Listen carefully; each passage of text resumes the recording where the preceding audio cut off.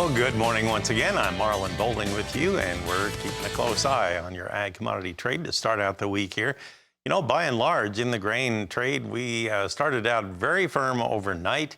We carried that over into the morning session, and now let's see if we can keep that momentum going here.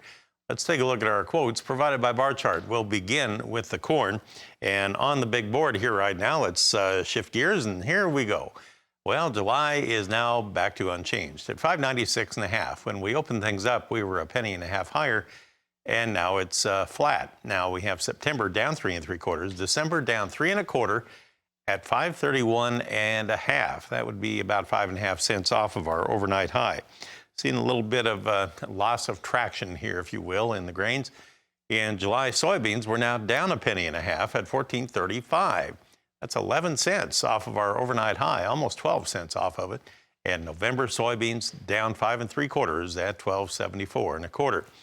Well, let's check out the wheat market then. That's one that has been the leader here recently. And well, Chicago has turned lower now. We have July down a penny and a half.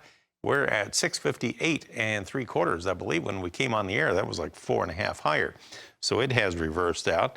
Let's see what Kansas City is doing. Here you have July 14 3/4 higher. Whole different story here. We're at 847 3/4, and that is about 15 cents off of its earlier low this morning. And we're still hanging in there roughly about 11 cents off of our overnight high. So it's had a really wide trading range here, and we're about right in the middle of it right now. Over on Minneapolis wheat, the spring wheat trade today, pretty strong gains, double-digit gains, with July 12 1/4 higher at 848 1/4 after hitting a low of 833 1/4. That's been a very choppy market too. We're about 9 cents off of our overnight high. I want to check out the cotton market, see what's going on in July here this morning. Well, it's 28 points higher. We're at 84.18 per pound, and you have December 14 points higher at 83.38 per pound. Well, let's welcome aboard in studio none other than Chris Swift of Swift Trading in Nashville. Hope you had a good weekend. Fantastic. Town was busy over the weekend. My goodness, we had big concerts going on. We had, at least 4 university graduations. Oh, yeah, Nashville was hopping. It was hard to get through town. Yeah. I know that, and I know you had some horror stories to share, too. We'll save that for another time. All right. So, on the grain trade here, sure. What's your take on what you're seeing here early this morning? Chicago wheat lower, Kansas City wheat much higher. Yeah.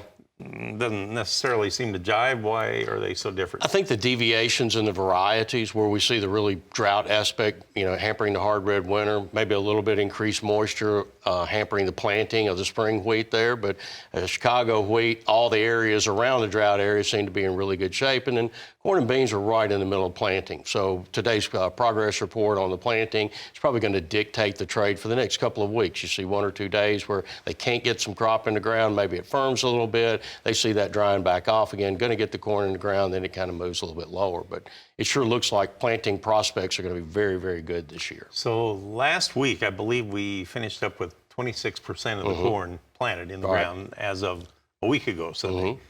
Where do you think we might be today? We'll be probably north of 50. You think so? Yeah, I think so. Okay. Last week's dry weather was fantastic for planting. And then people that I spoke with in Iowa seem to be pretty much 100% planted now of all their corn. Maybe another week they go in with the beans.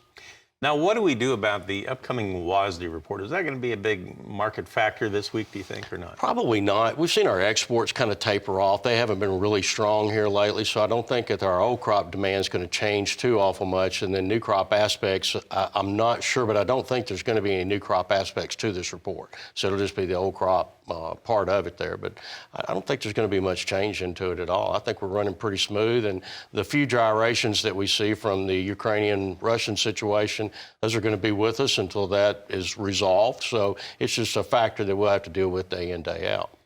And probably not much change in South American numbers at this point, since harvest is actually kind of wrapping up, right? But they are looking about another larger bean crop. This next bean crop that they will put in is going to be a little bit larger than the last one they put out. They are really, really stepping up the soybean production over there. How do we hit the brakes on it? I don't know that we can. Oh, well. I would like to say, but I will not. Yeah. All right, we'll pause right here. We'll come back and we'll talk a little livestock with this guy right here, right after this. All right, we're back with you talking with Chris Swift of Swift Trading. And now let's dive into our livestock trade, starting with our live cattle futures. And our quotes are from Bar Chart.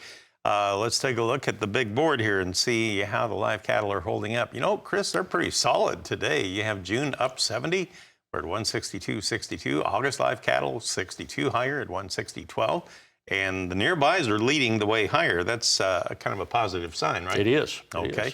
Let's take a look at feeders. Right now, you have August up $1.47 at 222.90. September up $1.47. It's at 226.52. That's within 15 cents of its high of the day. Switching over to lean hogs. We cannot make it 3 out of 3. We have June lean hogs down 25 cents at 83.52. July down 7 at 85.35. So let's start here on the cattle. Things looking a little more positive than they did a week ago. Can they hang on to this? It's going to be interesting to see. There are some fundamental changes that are taking place. We had noted that expansion was going to take place this year, and yet the weather just hasn't quite cooperated enough to do that. And so as we move into the summertime, where hay production and pasture is going to be very, very crucial, we're finding those drought areas still to be very sparse in ability to either produce hay or have adequate enough pastures for them.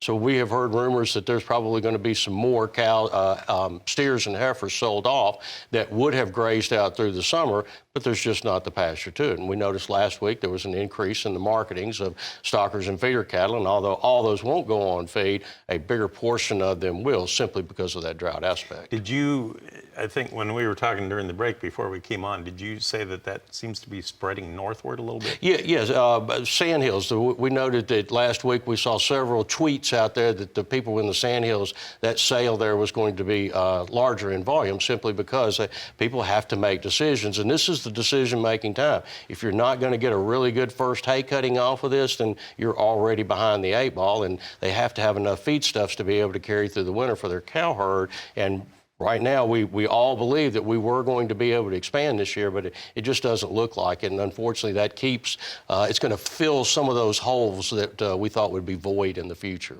So it may just shove the rebound in supply back another year now. At least, and we often have discussed that. What does it look like? And it probably looks like 1 million to 1.5 million head lower that we start with next year. And there's not much we can do about it. Okay. Well, be prepared for anything out there. All right. Thanks for coming in. Absolutely. Always a pleasure. Chris Swift of Swift Trading with us. Tammy, I'll turn it back to you.